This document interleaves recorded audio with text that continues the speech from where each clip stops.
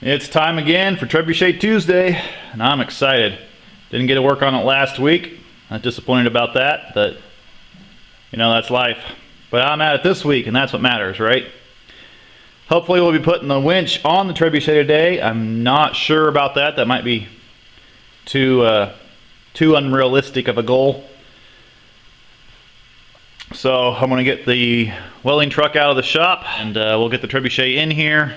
Probably don't need the Trebuchet in here right now, but I think it'd just be better so I can visualize where the winch is going to go and how I need it to mount. And there it is. Alright, let's figure out what the heck we gotta do here. Basically, I'll chop down a section of this piece and put it in here like this. Winch will sit across there, the axle this way. Yeah. Alright. Oh hey, I can walk right in there. Gratuitous. So, I can cut that off about like that. And we'll have to change things around, because I was planning on putting the, well, that ain't going to help either. If I put the gear clear in there, then it's going to be in the way of the weight box. That's why I wanted it out here.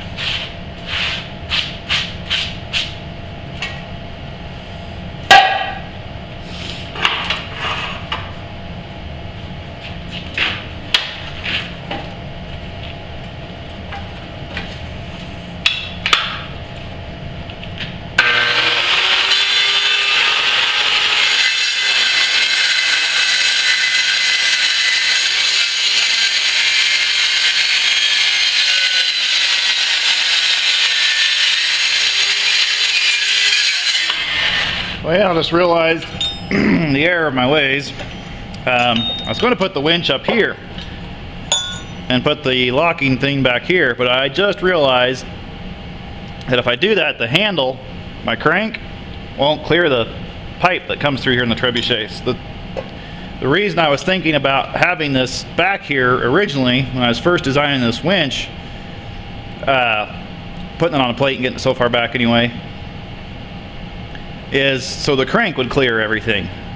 So I need to make sure I remember that on this build and allow myself room for the crank. So I'm gonna put it clear back here, but that'll work because then I can put the locking mechanism right in here. So it'll actually work just fine. I think, once again, thoughts subject to change. If I use the square stock,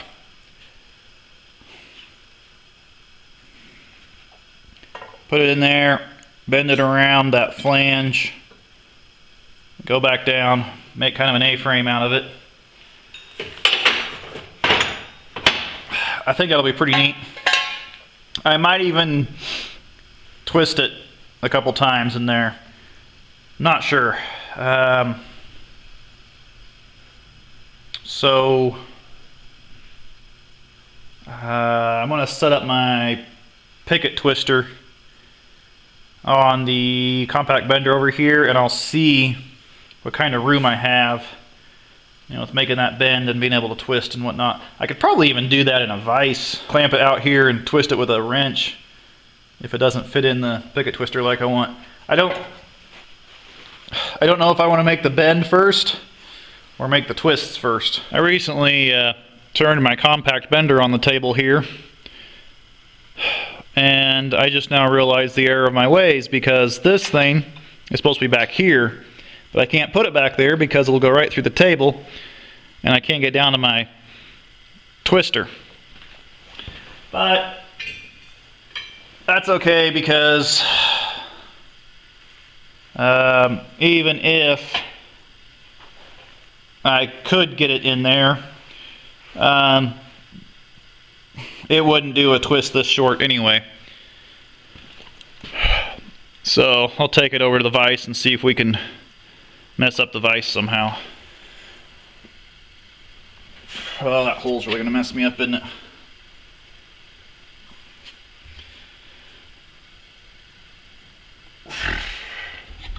Going crooked.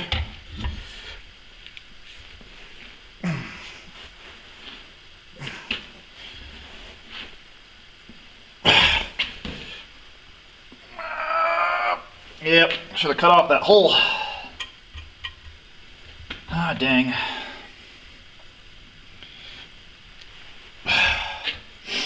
Well, still can. Whew.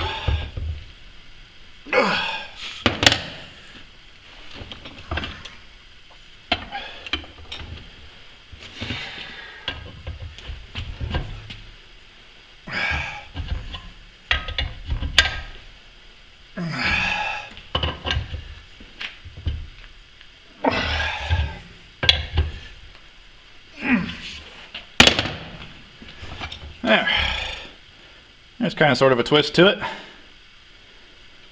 Doesn't do near as good of a job since I can't, hold it steady out here. But it did it. I think I might cut off that hole though.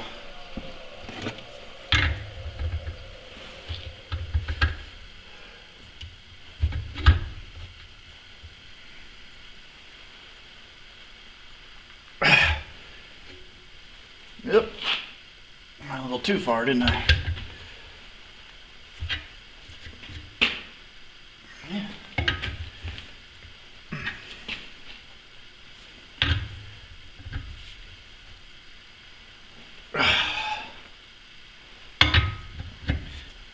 I don't know, I'm trying to get it perfect.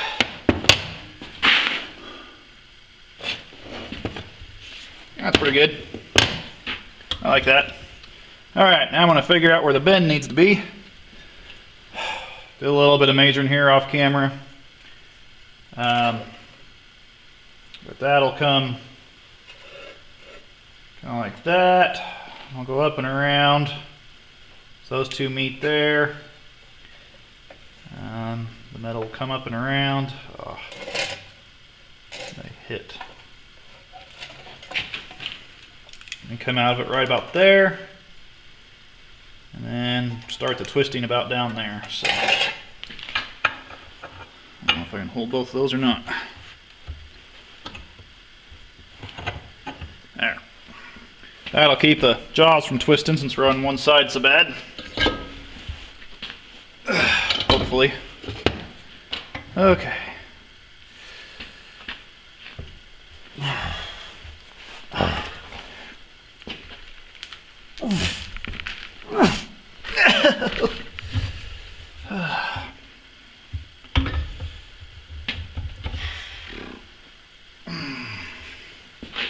How far did I go on the other one? I think that's the same.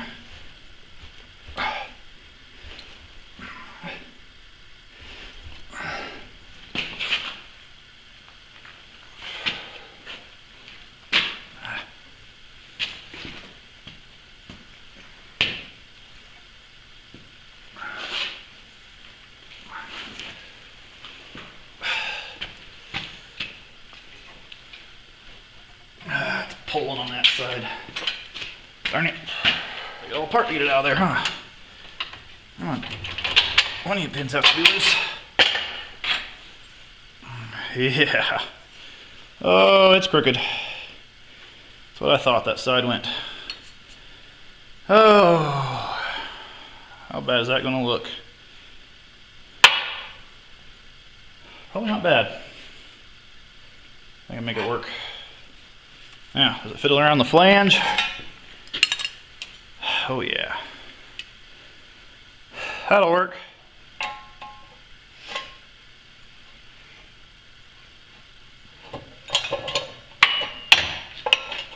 That backside barely catches.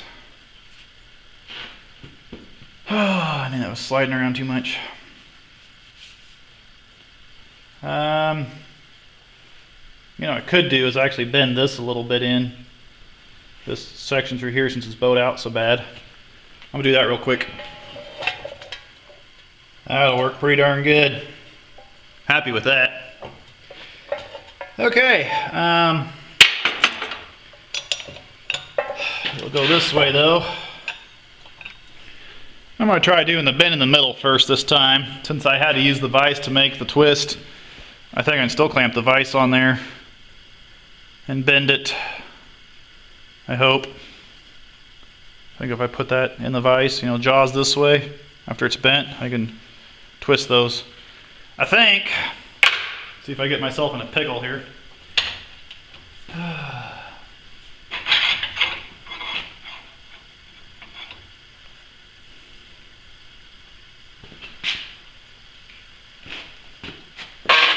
Oop. Yeah, pulling through again. Am I have that block the right way? I don't have that in there. It's supposed to be that way.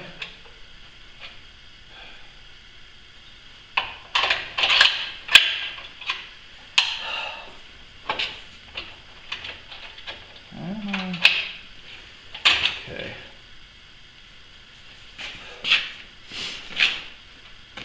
Nope, just gonna pull through. Should have clamped it.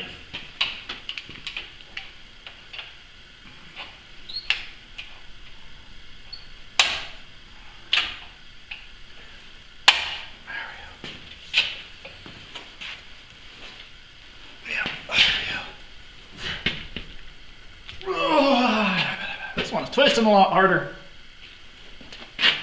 Holy cow.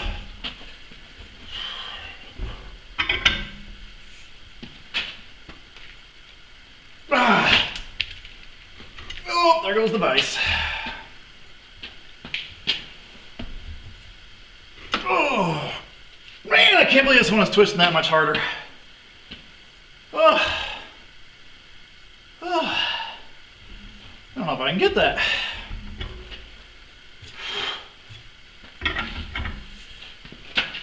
What the heck?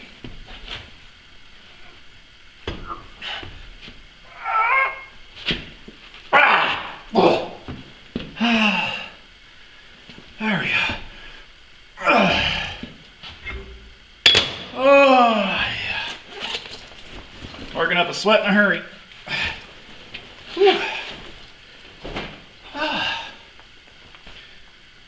Whew.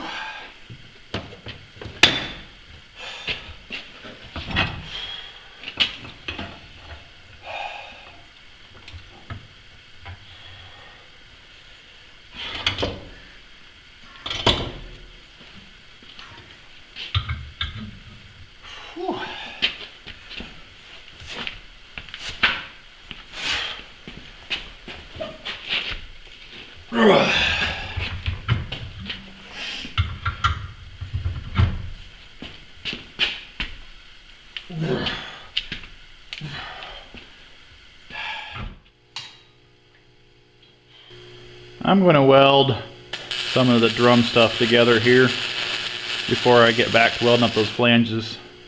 That way this has a chance to cool while I'm working on the other stuff.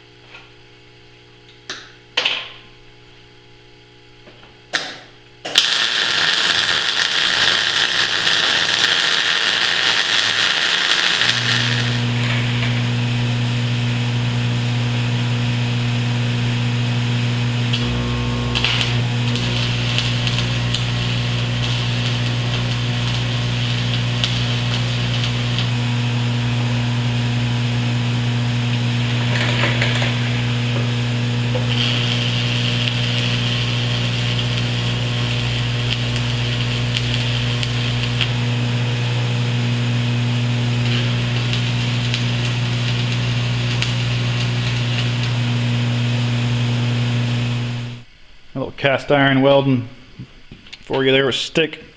I didn't take the time to set up and get up close footage, but just kind of go around in short little tack welds. I made a couple long ones as a second pass there at the end. I'm then going to see if this fits over it still. Oh, good, it does. Yeah, turning yellow up there. That shaft is turning yellow on the end, starting to temper. Alright, now you can't see from this angle, but I'm going to weld the pipe to the sprocket right down in there.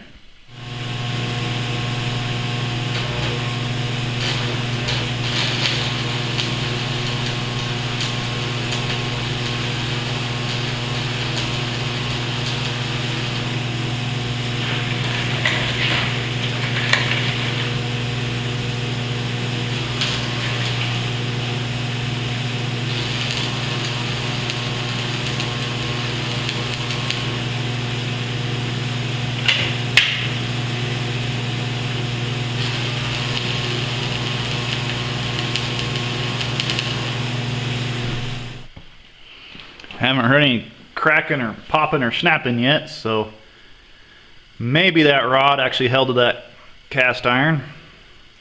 I don't know. I tried to make really short beads, basically just, you know, little tack welds all the way around as I went. I'm not a fan of stick welding cast iron. I probably really should have brazed it, but I thought I would try it just because I don't do it very often. But with welding this drum down here and having all that heat going up through that rod and that rod being nice and warm, I thought it'd be a good opportunity to stick weld it, because then everything kind of got a preheat that way. So I thought this would be a good opportunity to practice a little bit. So I'll let this cool down for quite a while. I was going to actually start working on the mount, the base plate over here, figuring out where everything was going to go, but I think I'll go ahead and take a break. Since this is my spare time day, I don't want to actually work, so I'm gonna go take a break while I let that cool, and I'll come back up here in like an hour or something like that and get some more work done. Now on these flanges, I think is what I'm going to do is mount this square stock, this hoop, whatever you're going to call this piece, up just high enough that I can get the bolt in there, but it won't quite. I can get the bolt in there, but I won't be able to turn the bolt. So that is my plan.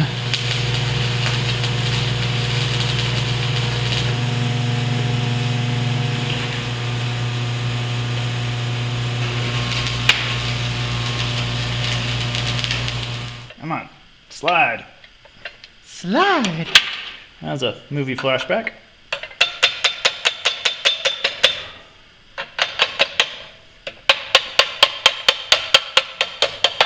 There we go. Okay. Now that's on there. That is on there. Now maybe when I clamp it this time.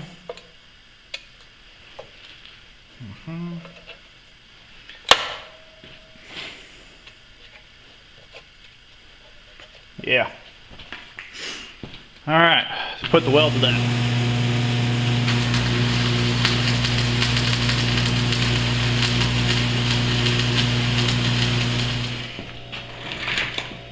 Now the furnace knew I was getting ready to talk to the camera again. It just kicked on. But I think this is pretty neat. I like the character it has, the way it looks. Probably trim these bolts back a little bit so they're not sticking out past that square stock.